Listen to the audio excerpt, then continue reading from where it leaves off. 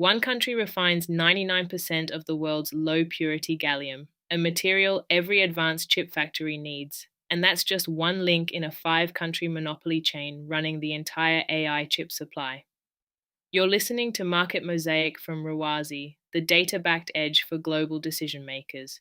Here's what matters today. First up, the AI chip supply chain. China refines 99% of the world's low purity gallium and 82% of its natural graphite. A single Dutch manufacturer holds 100% of the EUV lithography tool market. Taiwan's leading foundry runs about 90% of global capacity at the 5 nanometer node and below.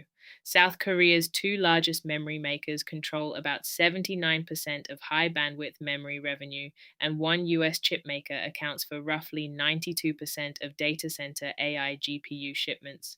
No country appears twice on that list. For any company building or buying AI hardware, that means single points of failure sit at nearly every stage of the chain, and one export ban or one disaster in any of these 5 countries could stall production worldwide overnight.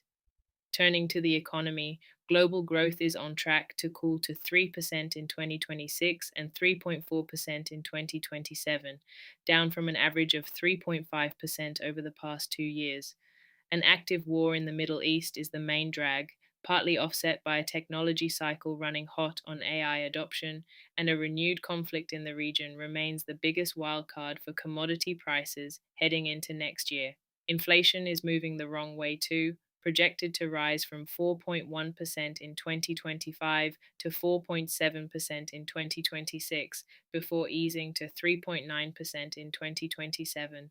For anyone planning next year's budget, the takeaway is that growth in AI heavy sectors and growth everywhere else are already diverging, and one blanket forecast won't fit both. Next, consumer spending. The wealthiest 10% of US earners, households making $250,000 or more, now drive 49.7% of all consumer spending, up from 36% 3 decades ago. That same top decile spends as much on discretionary goods as the bottom 70% combined. Retail sales rose 1.1% overall in 2025, but spending fell 3.8% in the lowest income decile while rising 2.3% among top earners, and the top 20% alone generated more than 60% of all discretionary spending growth. Headline retail numbers look healthy only because a shrinking group of wealthy shoppers is carrying them, so a strategy built around the average customer is increasingly a strategy built around fewer, richer ones. One more signal before we go: freight. Truckload rates just hit their highest level in nearly 4 years, with the rate per mile index up 11% from a year earlier.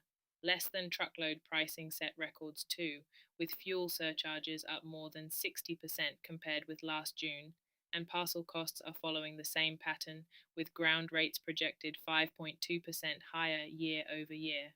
Rail is under its own strain. Containers moving through the port of Los Angeles are waiting an average of 5 days just to get onto a train.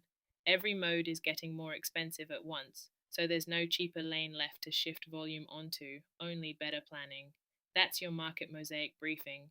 The full edition, with every chart, link, and source, is at newsletter.rawazi.com. If today's signal sharpened a decision for you, share Market Mosaic with someone on your team. Until next time.